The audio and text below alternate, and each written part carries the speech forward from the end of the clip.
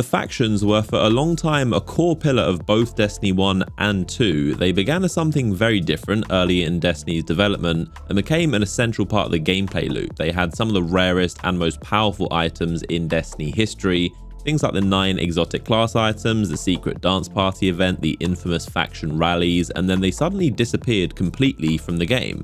Many players don't actually know why they were removed, and some newer players probably won't even know they even existed. It's been that long. You can still see the empty areas in the tower they used to be in, but while the vendors might have left the tower, the factions still exist, and Bungie actually hinted recently that Dead Orbit in particular are doing something important and will play a role in the game's future. Early in Destiny 1's development, the factions actually started out as the Crucible teams you'd play on, and the Crucible itself was initially called Faction Wars. That's where the term comes from.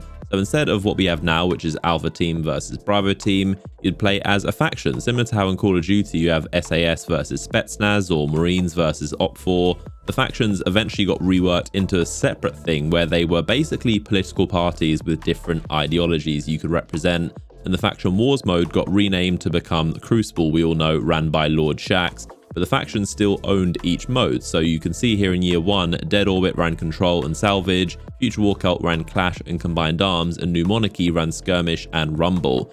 They'd also have you do patrol missions to gather materials and intel and take out targets, and the factions became a part of the whole game, not just Crucible.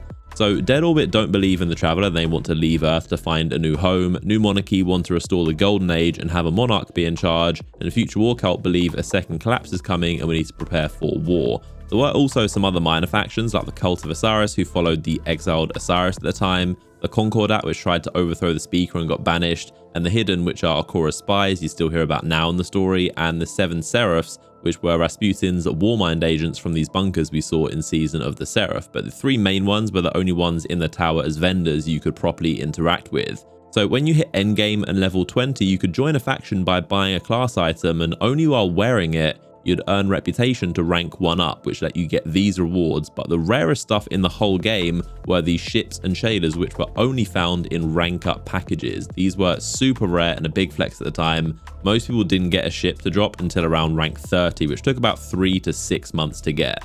Dead Orbit was always the most popular because it looks the best with the black and white color scheme. It was always very popular. New Monarchy was also kind of second in place with the red and white theme, and Future War Cult was always the least popular because, let's be honest, had the worst color scheme. The purple, yellow and brown isn't a great combo, but as far as weapons in year 1, most were average, nothing spectacular, but Future War Cult normally had the best weapons to make up for it.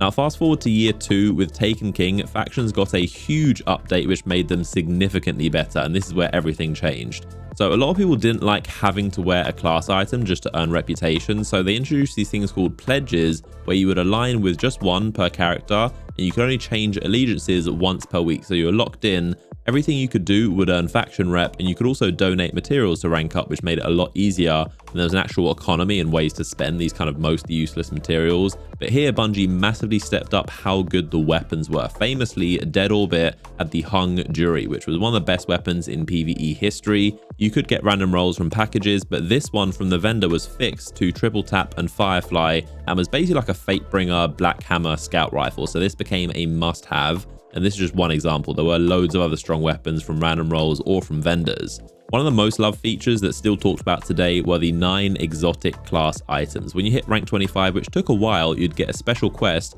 and these class items were some of the most unique items in Destiny history. Still to this day, they had special perks which gave you increased rep gains and a spawn animation, or transmat effect as they're called now, but these never existed before in Destiny, so it was a big deal at the time, and these are the first and only time we ever saw them. There's still no other transmat effects in Destiny 1 besides these. But they also had a very unique perk called the Life Exotic, which lets you wear this as well as another exotic armor piece. So this was the only way you could actually wear 2 exotic armor pieces at the same time, which was really cool. There were also these 3 other exotic class items added in Taken King if you got the collector's edition based off the new subclasses. These had a special perk where it upgraded your new subclass 25% faster and gave you a 10% XP boost for your base level to hit 40 faster, back when there was a base level and a light level system. But these didn't have the Life Exotic perk, so you would have to wear this instead of an exotic armor piece, which absolutely nobody would do, so they were quite pointless.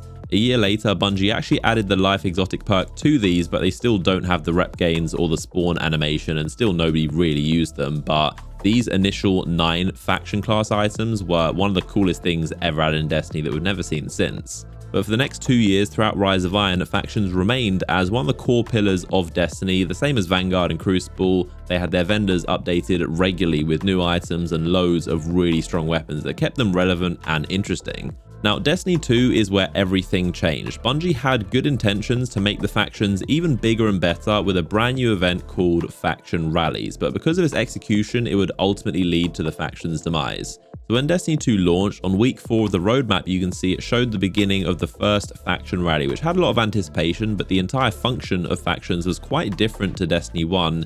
Instead of being these permanent vendors in the tower that you could always get loot from, they now would only appear for 1 week of the duration of the rally event, which happened about once every other month to begin with, so it wasn't very often compared to how they used to be always accessible. But you would pledge to one faction per character and couldn't change for the remainder of the event. Essentially, you would complete activities to earn tokens, which you would turn in for loot, and the faction with the most tokens would win. So it was like a competition, quite similar to Guardian Games, which is important to note. But the ultimate prize for each faction was a winning weapon, and only the winning faction would get to sell theirs. So if you pledged the winner, it would only cost 1k glimmer, but if you didn't, it would cost 50k. But you could just pledge to one on each character and buy it on the winning one. So it was a cool concept in theory, but it fell flat for a lot of reasons. The winning weapons were all pretty bad. So the first winner was Dead Orbit, which had just a regular high impact scout rifle with high cal and field prep. This was also when Destiny 2 had only fixed rolls. No random rolls existed. Even though most weapons these days were weak, the winning reward was especially bad, so it didn't really live up to the hype of this grand winning reward that everyone was looking forward to.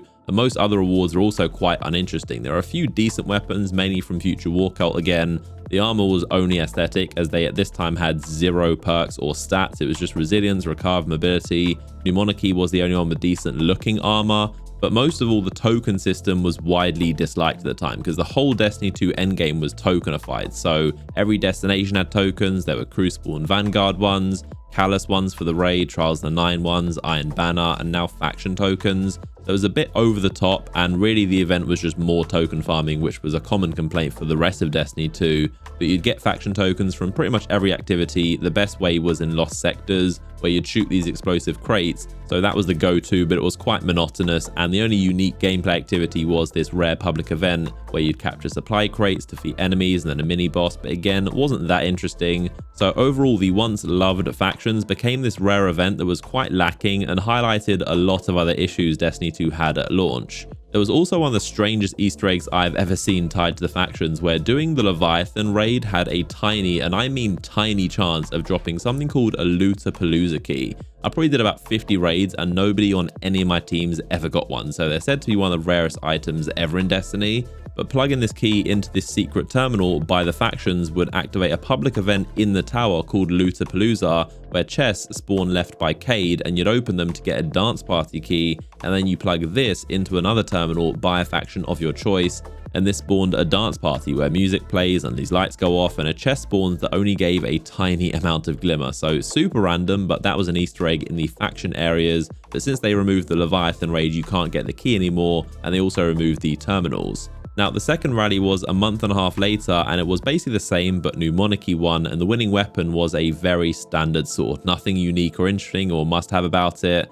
The third rally was over 2 months later in Season 2 with Curse of Osiris, which also saw no new changes besides some armor ornaments, and players were quickly losing interest in the event. New Monarchy won all 3 rallies of this season, so 4 in a row at this point, and the winning weapons were a bad auto rifle, a decent pulse rifle, and a bad grenade launcher. Then in Season 3 with Warmind, Bungie added exotic catalysts to each faction, which you couldn't get anywhere else. This was really smart because they finally started offering something useful as an incentive to play the event, but at the same time players were only really going for the catalyst and not the actual faction part. That was more of a chore.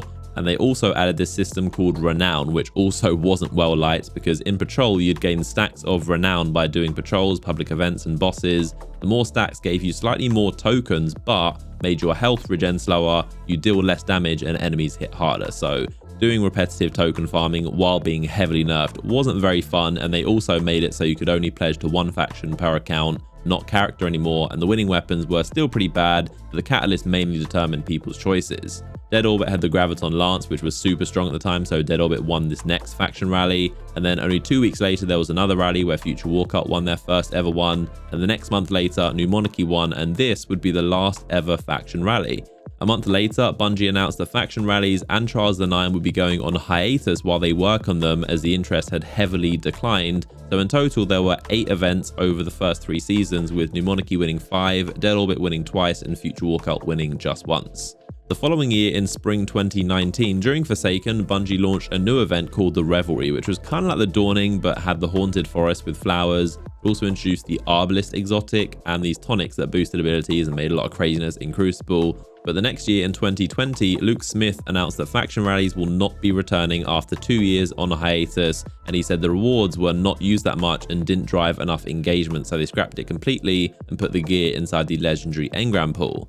A few months later, Bungie launched a new event called Guardian Games, and this was a redesign of that Revelry Spring event, but also faction rallies reimagined. So instead of a competition between 3 factions, it was an Olympic-themed competition between 3 classes, where you'd equip a class item, collect laurels and medals, and one class would win. So essentially the faction rallies concept of the actual event became Guardian Games. The next year was more interesting. In 2021, during Season of the Splicer, factions featured in the story for the first time, where Bungie turned Lakshmi, the Future Warcult leader, into this Trump-like figure where she led a coup against the Vanguard and tried to kick the Fallen out of the city, but she got killed off by the Vex, and then Dead Orbit and New Monarchy left Earth, officially ending the faction's presence in the city and tower.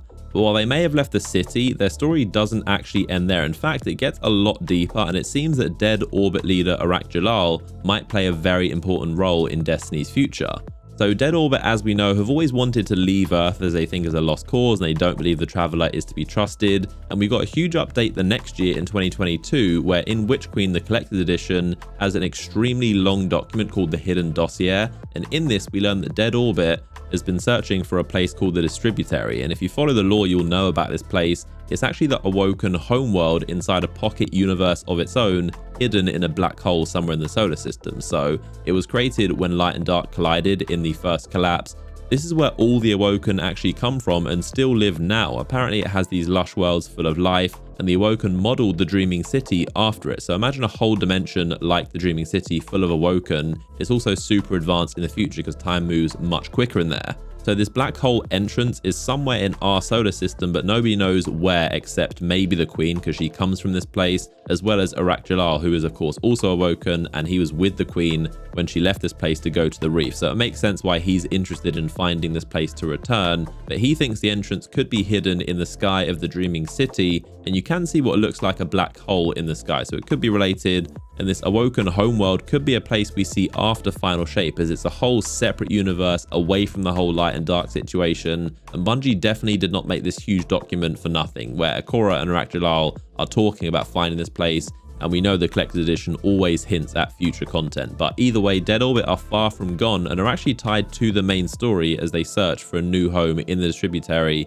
with the help of New Monarchy. And Future Warcult are still around, but they're just waiting to find a new leader to replace Lakshmi, who of course went off the rails. So the factions have come a long way since the simpler times of Destiny 1, where they made the city feel like a real place that had depth and these different political ideologies, as well as offering, of course, some of the best and rarest rewards in the game. The concept was perfect, but their downfall was when they were turned into an event that wasn't well executed. Again, Bungie had good intentions. In theory, it was a good idea to turn into this competition, but it fell flat, and there was no turning back to being the simple vendors like they were in Destiny 1, which a lot of people want it to return to. But if you want to see the current state of Destiny 1 in 2024, I made this video you can click on here, going through what's playable and what's not playable. It's really interesting to see how the game is 10 years later. But don't forget to like the video if you enjoyed it. Let me know your thoughts on the factions down below in the comment sections. I'll be reading all of them. But appreciate if you're watching, and I'll see you all in the next one.